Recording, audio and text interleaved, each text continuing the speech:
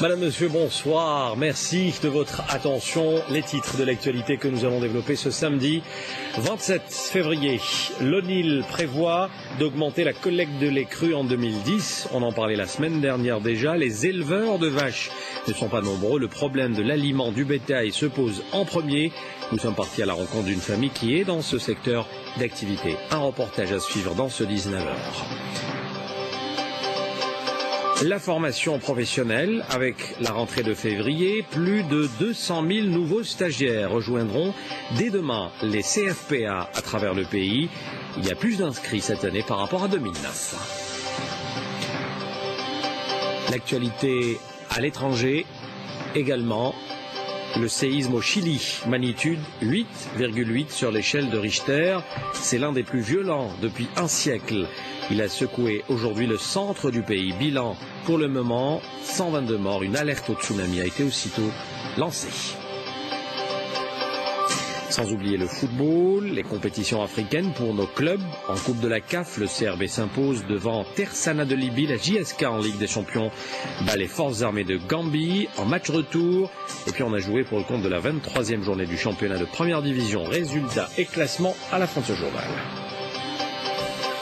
D'abord, le président de la République réitère sa volonté d'œuvrer au renforcement des relations entre l'Algérie et la République dominicaine. Abdelaziz Bouteflika a adressé un message de félicitations à son homologue Léonel Antonio Fernandez Reina à l'occasion de l'anniversaire de l'indépendance de son pays. Le chef de l'État adresse ses vœux de santé et de bonheur, mais aussi se félicite des liens d'amitié et de solidarité qui unissent les deux pays.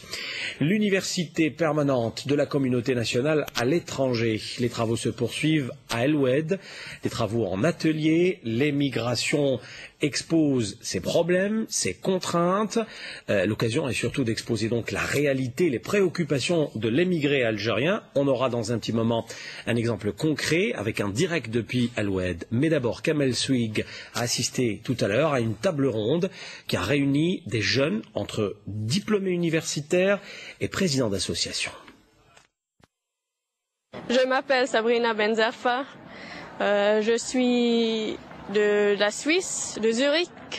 C'est Yassine Joudi, je viens de Tunis. Moi je suis Mortalia Benourine, je vous viens de Bruxelles, la Belgique. C'est Brahim Chabani, je viens de Milan. Mohamed Hamid, je suis président d'une association sportive en France, donc à Marseille. Ils sont jeunes, algériens, ils sont venus d'horizons divers. Et il y a quelques jours seulement, ils ne se connaissaient même pas. Aujourd'hui, ils sont assis côte à côte. Ils prennent leur temps pour faire connaissance, discuter, échanger leur expérience. Et comme on dit, c'est de la discussion que jaillit la lumière.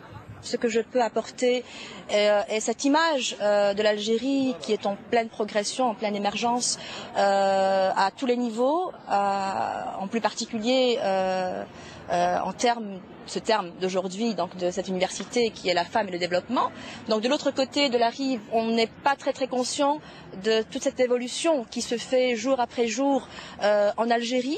Le but c'est de récupérer ces personnes, de récupérer non, qu'elles adhèrent à cette association pour pouvoir partager avec l'Algérie tous ces sportifs de haut niveau, ou ces sportifs tout simplement, même s'ils ne sont pas de haut niveau, de faire des rencontres ici, partager les connaissances culturelles et techniques de ces disciplines.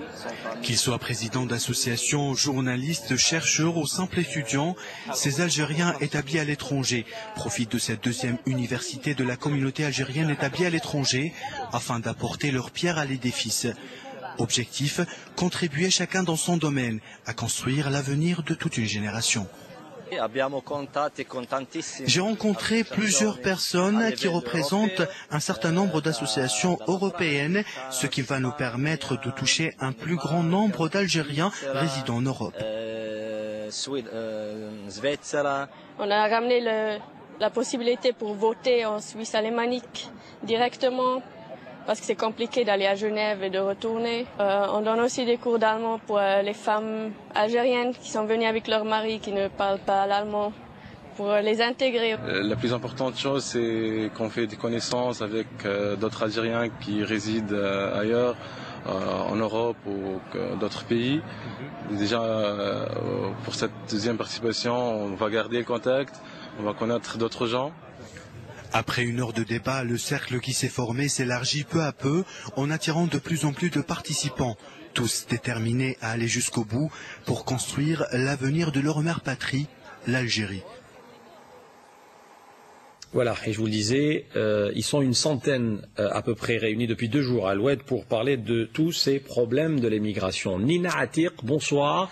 Vous êtes docteur en pharmacotoxicologie à Nancy en France, vous êtes jeune diplômé. Alors, vous participez à cette université permanente. D'abord, quel est votre sentiment d'être tous réunis? Je présume que vous aspirez au même objectif. Vous voulez mettre en exergue les mêmes soucis que vous partagez tous. Bonsoir à tous. Donc, je suis très heureuse d'être là. Je tiens à remercier d'abord le ministère de la Solidarité pour cette invitation et pour l'occasion de me permettre de participer pour la 2e fois à cette université permanente, autant que jeune diplômée et jeune docteur et autant que femme, comme c'est la journée, la manifestation pour la femme et le développement. Je suis très fière d'être algérienne, de voir l'accueil de l'Algérie, aussi de voir l'accueil de cette ville qui est à l'Oued avec cet accueil chaleureux. Et je participe pour la 2e fois à cette université et j'espère bien sûr apporter aussi mon savoir-faire. J'ai eu la chance de préparer une thèse de doctorat en pharmacotoxicologie dans le cadre d'un programme européen. Donc j'ai acquis des expériences en biologie moléculaire et cellulaire dans des laboratoires en Angleterre, en France et en Allemagne. Et j'aimerais bien mettre mon savoir-faire au service de mes confrères ici en Algérie. Cette manifestation, la manifestation de l'université d'été à Alger nous a permis d'établir un premier contact entre des scientifiques, des médecins, des littéraires, des enfants d'Algérie établis dans tous les autres pays européens, les autres pays du Maghreb. Et ça, c'est une grande chance pour pouvoir contribuer à apporter notre savoir-faire, les compétences acquises à l'étranger et partager ça avec nos confrères ici en Algérie. Alors justement, qu'est-ce qui s'est dégagé de cette 2e rencontre du genre? Je présume que vous avez rencontré plein de gens qui sont dans le même cas que vous. Comment justement vous, en tant qu'émigrés, élite, jeunes diplômés, installés outre-Méditerranée, comment vous souhaitez, en même temps que tous les autres bien sûr, comment vous souhaitez que les autorités algériennes, que les pouvoirs publics vous sollicitent, vous impliquent dans les projets de développement? Je pense que le pouvoir public et le gouvernement a déjà fait une grande partie du travail par l'organisation de ces manifestations, la manifestation de l'université d'été, par cette manifestation Femmes et Développement actuellement. Et c'est déjà un grand travail accompli par le gouvernement algérien, par le comité d'organisation qui nous a permis déjà de se rencontrer.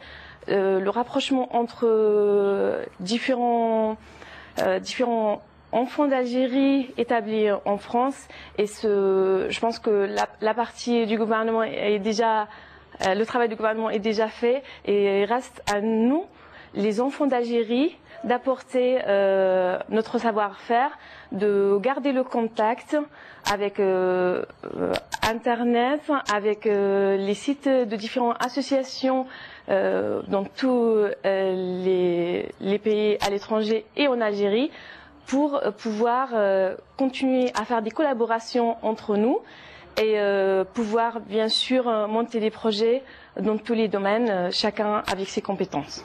Merci Nina Ratir. Je rappelle, vous êtes docteur en pharmacologie et toxicologie à Nancy en France et vous étiez en direct depuis Al-Oued qui abrite, vous le savez, depuis 2 jours l'université permanente de la communauté nationale à l'étranger. La formation professionnelle, plus de 200 000 nouveaux stagiaires rejoindront dès demain les CFPA, l'échelle nationale. C'est la session de février, vous le savez, et un chiffre plus important cette année par rapport à 2009. Dalila Mandou. Au total, 223 000 nouveaux stagiaires rejoindront dès demain les établissements de la formation professionnelle, tous modes de formation confondus, soit un accroissement de 29% de l'effectif comparativement à la rentrée de février 2009. Les nouveaux stagiaires sont répartis en